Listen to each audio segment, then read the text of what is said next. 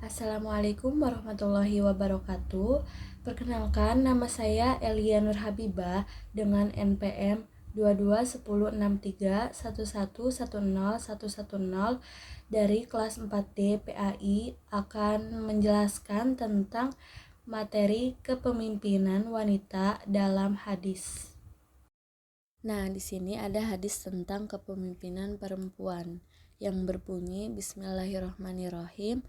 Haddasana Utsman bin Haisami haddasana Aufun anil Hasani an Abi Bakrata qala laqad nafa'ani lahu bikalimati sami'tuha min Rasulillahi sallallahu alaihi wasallam ayyamal jamali ba'dama kittu an alhaqa bi ashabil jamali fa uqatila ma'ahum qala lamma balago Rasulullah sallallahu alaihi wasallam anna ahla farisa qad malaku alaihim binta kisara qala la yufliha qaumu walau amrohumum ro'ata, rawahu Bukhari. Yang artinya telah menceritakan kepada kami Utsman bin Haisam telah menceritakan kepada kami Auf dari Al-Hasan dari Abu Bakrah, dia berkata, Allah subhanahu wa ta'ala telah memberi manfaat kepadaku dengan sebab satu kalimat yang aku dengar dari Rasulullah sallallahu alaihi wasallam pada hari-hari perang Jamal, setelah aku hampir bergabung dengan mereka yang turut dalam perang Jamal dan berperang bersama mereka. Dia berkata, ketika sampai berita kepada Rasulullah SAW bahwa penduduk Persia telah mengangkat putri Kisra sebagai pemimpin raja mereka, maka beliau bersabda, tidak akan beruntung suatu kaum yang mempercayakan atau menguasakan urusan mereka kepada seorang perempuan, mengangkatnya menjadi pemimpin mereka. Hadis riwayat Bukhari. Dan selanjutnya itu ada syarah atau penjelasan hadis dan pandangan beberapa ulama. Menurut Al-Katabi mengatakan bahwa hadis ini mengisyaratkan bahwa perempuan tidak diperbolehkan menjadi seorang pemimpin atau seorang hakim. Ini sebagai konsekuensi ia tidak bisa menikahkan dirinya sebagaimana ia tidak bisa menikahkan perempuan lain. Sedangkan menurut Yusuf Al-Qardawi mengemukakan alasan bahwa perempuan dilarang menjadi pemimpin dalam urusan umum yaitu dalam dua faktor. Yang pertama ada faktor fisik dan naluri. Wanita diciptakan untuk mengemban tugas keibuan, mengasuh, dan mendidik anak. Nah, itulah sebabnya wanita itu memiliki perasaan yang peka dan emosional. Dengan naluri kewanitaan ini, wanita tuh biasanya menonjolkan perasaan emosi daripada penalarannya. Nah, lalu yang kedua ada faktor kodrati. Wanita ini tidak terlalu tepat memangku jabatan dalam urusan umum, sebab perubahan fisiknya selalu terjadi karena mens atau hamil atau melahirkan dan menyusui anak. Semua ini membuat fisik, psikis dan pemikiran wanita tidak mampu mengemban amanah sebagai seorang pemimpin di luar rumah tangganya. Dan adapun menurut Al-Jamakhsyari menjelaskan bahwa kelebihan laki-laki atas perempuan itu adalah karena akalnya, ketegasannya, tekadnya yang kuat, kekuatan fisik, dan laki-laki juga secara umum memiliki kemampuan menulis dan kebenaran.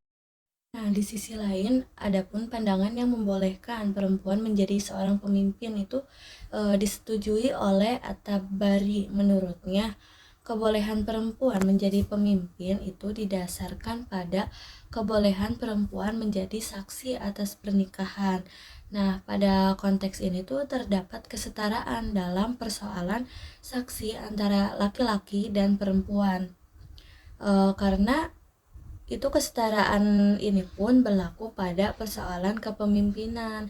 Pendapat yang senada dengan At-Tabari itu disampaikan pula oleh Mahmud Shaltut.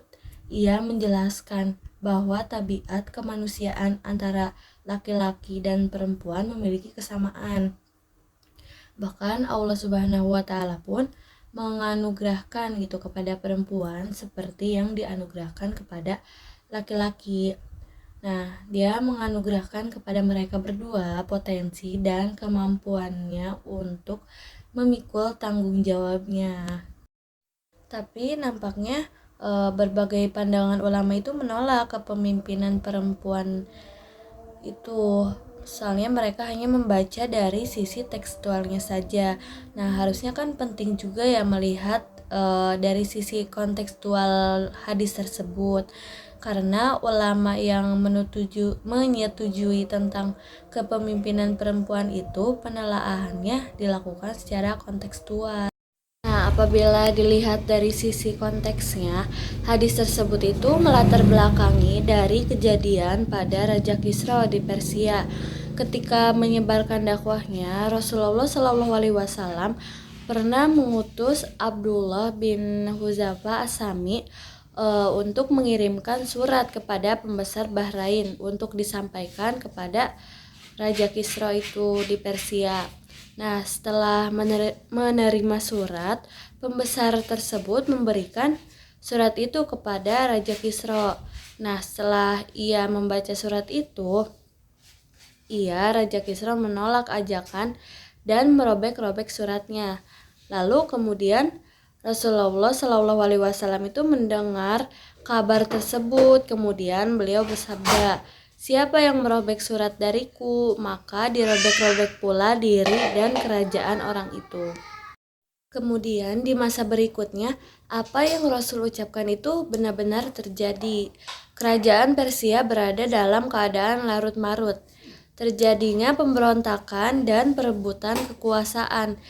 Dan dalang dibalik semua itu tuh adalah putri dari Raja Kisra itu sendiri, yaitu Syairawaihi. Nah, ia tuh berhasil merebut kekuasaan dan membunuh ayahnya. Nah, akan tetapi sebelum itu Raja Kisra telah menaruh racun di lemari khusus yang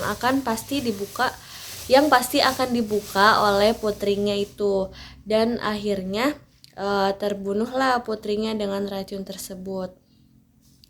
Lalu kekosongan pemimpin Persia pada waktu itu menjadikan putri Syairawah yang bernama Buaran menjadikan posisinya sebagai seorang pemimpin.